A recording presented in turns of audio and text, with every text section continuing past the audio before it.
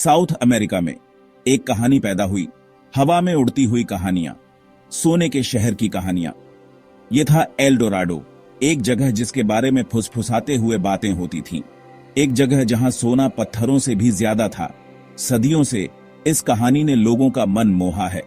खोजियों ने इसे ढूंढने में सब कुछ दांव पर लगा दिया। कुछ लालच से प्रेरित थे, कुछ जिज्ञासा से, सब एक सपने के पीछे भाग रहे थे। लेकिन क्या हो अगर ये सोने का शहर कोई शहर ही ना हो? क्या हो अगर असली एल डोराडो कुछ और ही गहरा हो?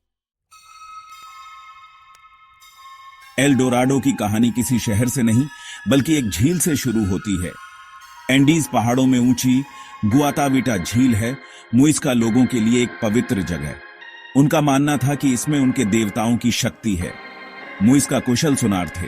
वो सुंदर चीजें बनाते थे, सिर्फ सजावट के लिए नहीं बल्कि भेंट चढ़ाने के लिए। और उनका सबसे महत्वपूर्ण अनुष्ठान गुआताविटा झील के पानी पर होता था।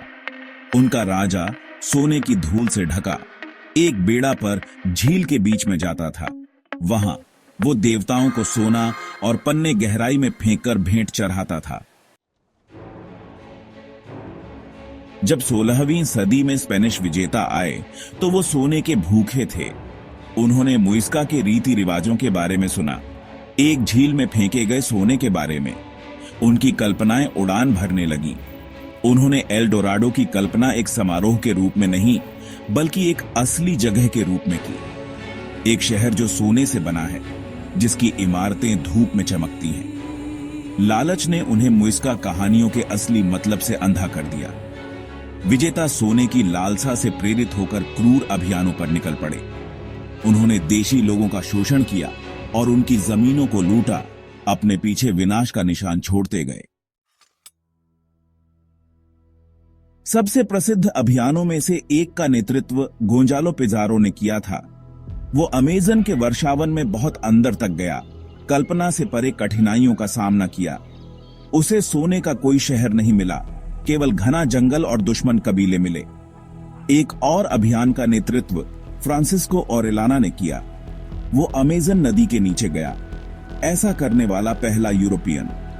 उसका सामना देशी योद्धाओं से हुआ और भुखमरी का सामना करना पड़ा, लेकिन एल डोराडो मायावी बना रहा। उनके प्रयासों के बावजूद विजेताओं को अपना इनाम कभी नहीं मिला। सोने का शहर केवल फुसफुसाहट और अफवाहों में ही मौजूद था, हमेशा पहुंच से दूर। गुआताविटा झील के राज। सदियां बीत गईं, लेकिन एल डोराडो का आकर्षण कम नहीं हुआ। 19वीं सदी में गुआताविटा झील को सुखाने की कोशिशें की गईं, इस उम्मीद में कि अंततः उसके सुनहरे रहस्य उजागर होंगे। कुछ सोना बरामद हुआ, उत्तम टुकड़े जो मुइस्का की दौलत की ओर इशारा करते थे। लेकिन रहस्यमयी शहर छिपा रहा। झील ने अपने रहस्यों को अपने पास रखा, किंवदंती और समय बीतने से सुरक्षित। आधुनिक शोध ने मुइस्का लोगों की एक स्पष्ट तस्वीर पेश की है। अब हम जानते हैं कि वे एक परिष्कृत संस्कृति थे। उनकी सोने की कारीगरी उनके कौशल और कलात्मकता का प्रमाण है। खोज जारी है। आज भी एल डोराडो की कहानी प्रेरित करती है। यह एक ऐसा मिथक है जिसने सदियों से अनगिनत खोजकर्ताओं को आकर्षित किया है। सोने के एक वास्तविक शहर का विचार तो खत्म हो गया है, लेकिन इसकी खोज ने हमें कई प्राचीन सभ्यताओं के अवशेषों तक पहुंचाया है। लेकिन खोई हुई दुनिया और छिपे हुए खजानों की खोज जारी है। यह खोज केवल सोने तक सीमित नहीं है, बल्कि यह उन कहानियों और रहस्यों को उजागर करने की भी है जो समय के साथ खो गए थे। पुरातत्वविद और इतिहासकार अभी भी मुइस्का की कहानी को जोड़ रहे हैं। वे प्राचीन मानचित्रों और दस्तावेजों का अध्ययन कर रहे हैं जो इस रहस्यमय संस्कृति के बारे में और जानकारी प्रदान कर सकते हैं। वे इस आकर्षक संस्कृति के बारे में और जानने की उम्मीद में प्राचीन स्थलों का पता लगाने के लिए आधुनिक तकनीक का उपयोग करते हैं। प्राचीन स्थलों का पता लगाने के लिए आधुनिक तकनीक का उपयोग करते हैं। ड्रोन और लिडार स्कैनिंग जैसी तकनीकों ने हमें उन क्षेत्रों तक पहुंचने में मदद की है जो पहले अज्ञात थे। एल डोराडो की खोज विकसित हुई है। यह अब केवल सोना खोजने के बारे में नहीं है, बल्कि यह उन कहानियों और रहस्यों को उजागर करने की भी है जो समय के साथ खो गए थे। यह अब केवल सोना खोजने के बारे में नहीं है, बल्कि अतीत को समझने, खोई हुई संस्कृतियों की सराहना करने और अभी भी बने रहस्यों को उजागर करने के बारे में है। यह खोज हमें न केवल भौतिक खजानों तक पहुंचाती है, बल्कि हमें उन कहानियों और संस्कृतियों से भी जोड़ती है जो समय के साथ खो गई थी। यह एक यात्रा है जो हमें हमारे अतीत के करीब लाती है और हमें यह समझने में मदद करती है कि हम कौन हैं और कहां से आए हैं। मन का एल डोराडो। एल डोराडो अपने भौगोलिक मूल से आगे निकल गया है। यह एक प्रतीक बन गया है, धन की, रोमांच की, कुछ और की मानवीय इच्छा का रूपक। साहित्य, फिल्म और संगीत में एल डोराडो एक आवर्ती विषय है। यह अंतिम पुरस्कार का प्रतिनिधित्व करता है, जिस चीज के लिए हम प्रयास करते हैं, भले ही वह सिर्फ एक भ्रम ही क्यों न हो। यह एक याद दिलाता है कि कभी-कभी यात्रा मंजिल से ज्यादा महत्वपूर्ण होती है, कि हमारे सपनों का पीछा करना उन्हें प्राप्त करने जितना ही फायदेमंद हो सकता है। सोने से परे।